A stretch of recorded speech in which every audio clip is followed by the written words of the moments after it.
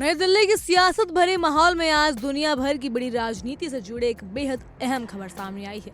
अंतर्राष्ट्रीय मंच पर भूचाल ला देने वाली इस खबर का केंद्र है अमेरिका की नई राष्ट्रीय सुरक्षा रणनीति और उस पर रूस की अप्रत्यक्ष लेकिन बेहद महत्वपूर्ण प्रतिक्रिया। शीत युद्ध की समाप्ति के बाद पहली बार ऐसा हुआ कि क्रेमलिन ने किसी अमेरिकी रणनीति दस्तावेज की न सिर्फ तारीफ की बल्कि उसे अपनी सोच के बिल्कुल करीब बताया। यह घटना अपने आप में बताती है कि वैश्विक शक्ति संतुलन किस दिशा में बदल रहा है और आने वाले समय में दुनिया की राजनीति किस करवट बैठ सकती है। रूस ने राष्ट्रपति डोनाल्ड ट्रंप की नई सुरक्षा रणनीति का खुले तौर पर स्वागत किया। क्रेमलिन का साफ कहना है कि वो रणनीति उनके वर्ल्ड व्यू से मेल खाती है। ट्रंप जिस फ्लेक्सिबल रिलीजन की बात कर रहे हैं वो मोनारो डॉक्ट्रिन जैसी पुरानी अमेरिकी अवधारणा को फिर से जिंदा करने का सुझाव दे। वो संकेत देता है कि अमेरिका दुनिया को पुराने ढांचे में परखना चाहता है जहां पश्चिमी गोलार्ध उसकी प्राथमिकता और प्रभाव क्षेत्र माना जाता है। लेकिन इस बार दिलचस्प ये है कि वही रणनीति रूस को भी सहज और उपयुक्त लग रही है। रणनीति दस्तावेज में यूरोप के सभ्यता के मिटने के खतरे का जिक्र किया गया है। इसके साथ ही ये साफ कहा गया है कि यूक्रेन युद्ध को बातचीत के जरिए खत्म करना अमेरिकी हित का एक अहम हिस्सा होना चाहिए। कई सालों से अमेरिका रूस को एक अस्थायी शक्ति का तरह पेश करता आया है, खासकर 2014 में क्रीमिया के अधिग्रहण और 2022 में यूक्रेन पर हमले के बाद। लेकिन अब ट्रंप की रणनीति में अमेरिका और रूस के बीच रणनीतिक स्थिरता को बहाल करने का लक्ष्य शामिल है, जो खुद को एक बड़ा बदलाव मानते हैं।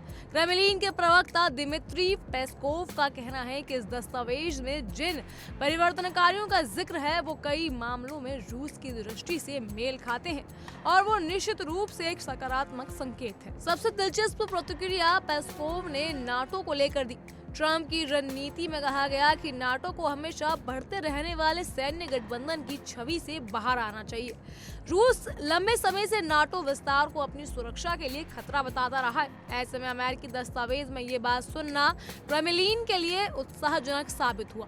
हालांकि पेस्कोव ने ये भी चेतावनी दी कि अमेरिका की डीप स्टेट और ट्रंप की सोच में बड़ा अंतर है, यानी सत्ता के गलियारों में मौजूद स्थायी ताकतें और ट्रंप जैसे नेतृत्व वैश्विक मुद्दों को अलग अलग नजरिए से देखते हैं। ये टिप्पणी इस बात का संकेत है कि रूस अभी भी पूरी तरह आश्वस्त नहीं है कि अमेरिका की रणनीति जमीन पर वैसे ही लागू होगी जैसी ट्रंप सोचते हैं। रूस और अमेरिका के बीच ये असाधारण सहमति दुनिया की कूटनीति में नया मोड़ ला सकती है, खासकर ऐसे समय जब रूस पर यूक्रेन युद्ध के चलते कठोर प्रतिबंध लगाए गए हैं। वो चीन के साथ अपने संबंधों को लगातार मजबूत कर रहा है। दूसरी तरफ ट्रंप की रणनीति इंडो पैसिफिक और आर्थिक और भू राजनीतिक प्रतिस्पर्धा का मुख्य क्षेत्र बताती है।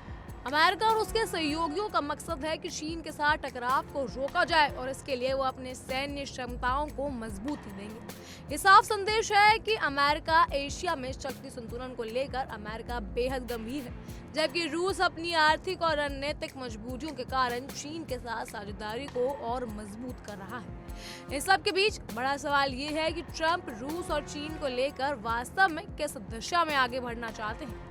कागज पर लिखी रणनीति कुछ और संदेश देती है, लेकिन क्रेमलिन की इस उत्साहजनक प्रतिक्रिया के बाद अब दुनिया की निगाहें इस बात पर टिकी है कि आने वाले दिनों में अमेरिका का व्यवहार खासकर यूक्रेन, नाटो और इंडो पैसिफिक मोर्चे पर कैसा होता है। फिलहाल इतना तय है कि ट्रंप की नई सुरक्षा रणनीति ने अंतर्राष्ट्रीय राजनीति की जमीन पर हिलाकर रख दिया है और रूस का ये स्वागत दिखाता है कि वैश्विक समीकरणों में एक नया अध्याय खुलने वाला है।